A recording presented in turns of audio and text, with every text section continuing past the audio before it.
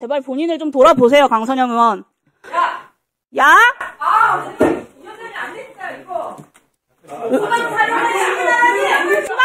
사람과 시기나돼서 그랬지, 그러면! 일반 서명이 그랬어? 네, 최상목 대행님. 네. 앞서 답변하시면서 서부지법 폭동은 상상할 수 없는 사태이고 용납해서는 안 된다라고 말씀하셨는데 지금도 그렇게 생각하시죠? 네. 서부지법 폭동은 헌법 파괴 행위이고 위법하다 이렇게 생각하십니까? 제가 사법적인 판단을 하기는 그렇습니다만 하여튼 저는 상식적으로 그렇게 판단하고 있습니다. 네. 그러면 윤석열의 12.3 비상계엄은 헌법 파괴 행위고 위법하다라고 판단하십니까? 그 부분도 제가 여러 차례 국회에서 말씀을 드렸습니다. 제 상식적인 판단으로는 그 잘못된 결정이었다고 생각하고 반대했습니다. 위법하다고 판단하십니까? 좀 전에 서부지법 폭동에 대해서는 위법하다라고 상식적으로 생각한다라고 명확한 입장을 말씀하셨잖아요. 그 서부지법 판면에 대해서는 그 당시 제가 판단한 건 권한대행의 입장이고요. 지금도 이 순간 대한민국 대통령 권한대행으로서 12.3 비상계엄에 대해서 위헌 위법인지 아닌지 판단을 좀 말씀해 주십시오, 명확하게. 제가 개인적으로 아까 말씀드렸듯이 제가 가진 그 여러 가지 상식상 이건 잘못된 결정이라고 생각하고 그 강하게 그 자리에서 여기 반대를 했고요. 지금도 같은 생각입니다. 네, 위헌 위법이라는 말을 끝까지 안 하시네요. 참.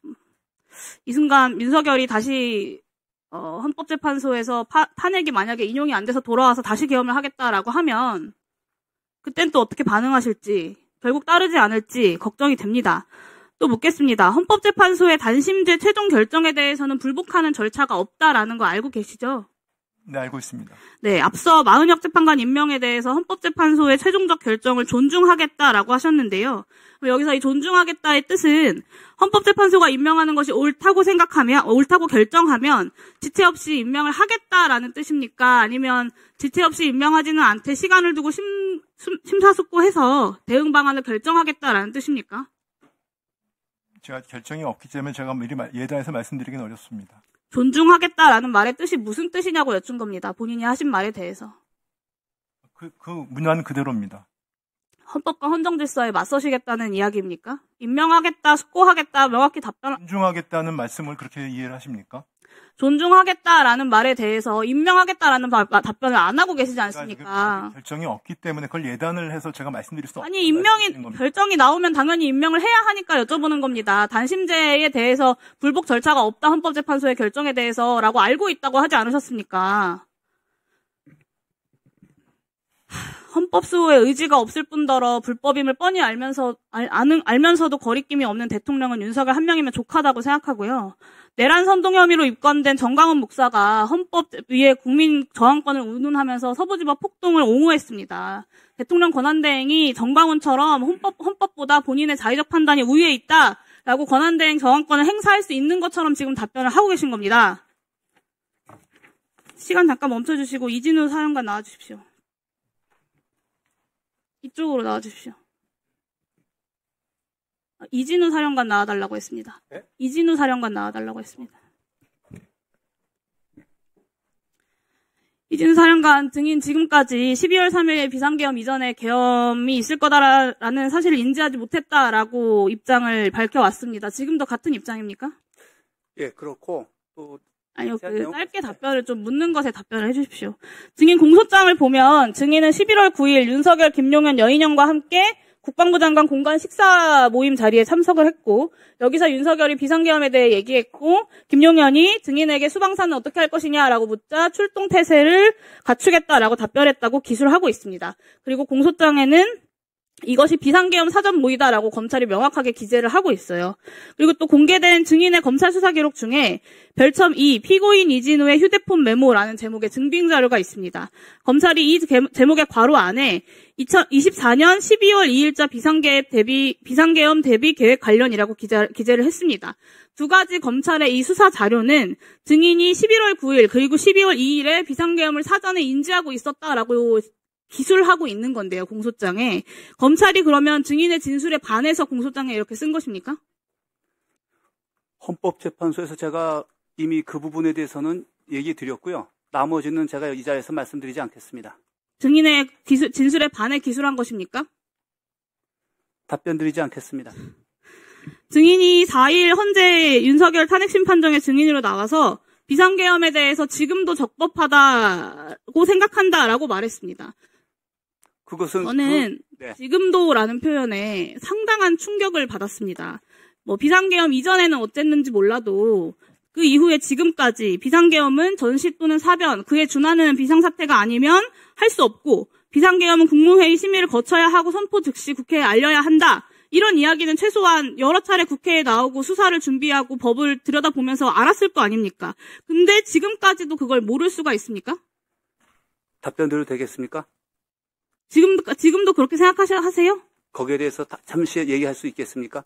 지금도 적법하게 생각한다라고 생각하시냐고요? 지금도의 의미는 만약에 지금이라도 그 순간에서는 그렇게 적법하다고 생각할 거라는 얘기지. 왜 그렇게 적법하게 생각하셨습니까? 그게 제가 군인이기 때문에 그렇습니다.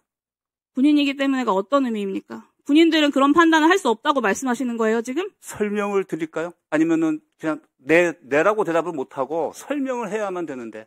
법률 전문가인 검찰총장 출신의 대통령이 그렇게 판단했기 때문에 나는 적법하다고 판단했다라는 것 아닙니까? 맞습니까? 그 부분도 있습니다.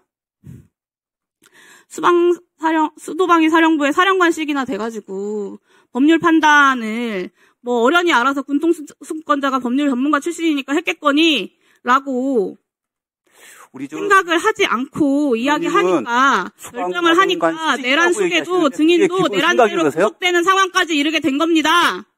그걸 뭘 잘났다고 그렇게 떳떳하게 이야기하십니까? 조용히 하세요!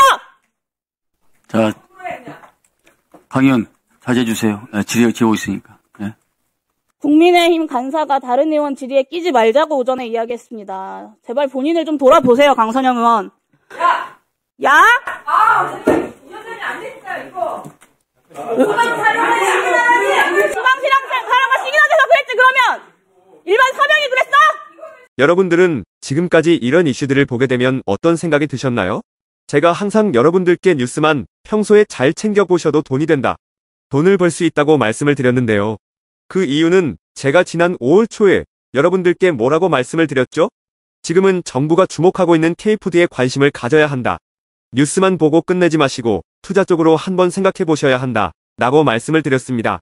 그리고 나서 이런 썸네일들을 뉴스를 통해서 많이 보셨을 텐데요.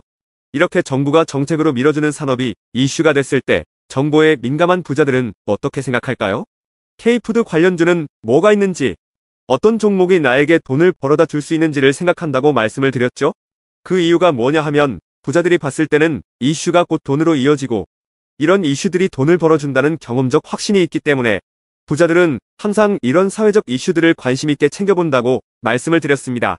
실제로 제가 지난번에 시청자분들과 함께하는 주식으로 수익 내기 이벤트를 진행했었는데요. 당연히 100% 무료로 진행했고 여기 보시면 저한테 구독이라고 문자 남겨주신 모든 시청자분들께 이렇게 K푸드 관련주 중에 가장 급등할 확률이 높은 한성기업 딱 한 종목을 여러분들에게 추천을 드렸어요. 그러면서 여기 나와 있는 대로 정확하게 얼마에 사야 하는지 그리고 어느 정도 올랐을 때 팔아야 하는지 이런 부분들까지 자세하게 알려드렸었는데 결과가 어떻게 되었죠? 오른쪽을 보시면 아시겠지만 제가 5월 2일에 문자로 이 한성기업을 소개해드리고 나서 주가가 이렇게 2배 넘게 급등이 나왔다. 그래서 당시에도 굉장히 많은 분들이 제가 드린 한성기업으로 수익을 내셨을 텐데요. 다시 한번 축하드린다고 말씀을 드리고 이번에도 마찬가지입니다. 최근에 정부가 집중적으로 밀고 있는 산업이 해외 건설 시장이고 그 중에서도 K신도시에 대한 관심도가 계속해서 높아지고 있기 때문에 관련 종목들이 부각받을 수밖에 없다. 그 중에서도 정부가 가장 핵심적으로 밀어줄 것으로 예상되는 K신도시 대장주 한 종목에 돈이 몰릴 것이다. 당연히 우리가 이쪽으로 생각해야 한다는 겁니다. 그래서 이번에도 지난번과 똑같이 저에게 신청이라고 문자 보내주시면 정부가 강력하게 추진할 것으로 예상되는 K신도시 정책주 중에 앞으로 대장주 역할을 하면서 주가가 가장 크게 급등할 한 종목을 구독자분들에게 문자로 종목명과 사고 파는 시점을 모두 알려드리겠습니다. 그래서 여러분들이 주식으로 돈 버는 연습을 한번 해보시라 이렇게 말씀을 드리고 지금 이 영상을 보시는 시청자분들 중에 나도 이번 종목이 궁금하다 하시는 분들은 누구나 상관없이 그리고 어느 시간대나 상관없이 부담없이 이렇게 상단에 제 번호를 항상 남겨놓고 있습니다. 제 번호 010-4406-8870번으로 저에게 지난번처럼 신청이라고 문자 보내주시면 제가 이번에도 똑같이 무료 추천 급등주 문자를 보내드리겠습니다. 이해되시죠? 그래서 제 번호 010-4406-8870번으로 신청이라고 문자 보내주시면 여러분들이 직접 이슈를 통해서 돈 버는 연습을 해보실 수가 있는 거고, 제가 돈을 받는 것도 아니고 투자를 대신해드리는 것도 아니기 때문에 부담 없이 신청해주시면 되는 겁니다. 그리고 수익이 나면 저는 다른 것은 바라지 않습니다. 제 채널에 구독, 좋아요 한 번씩만 눌러주시면 감사하겠습니다.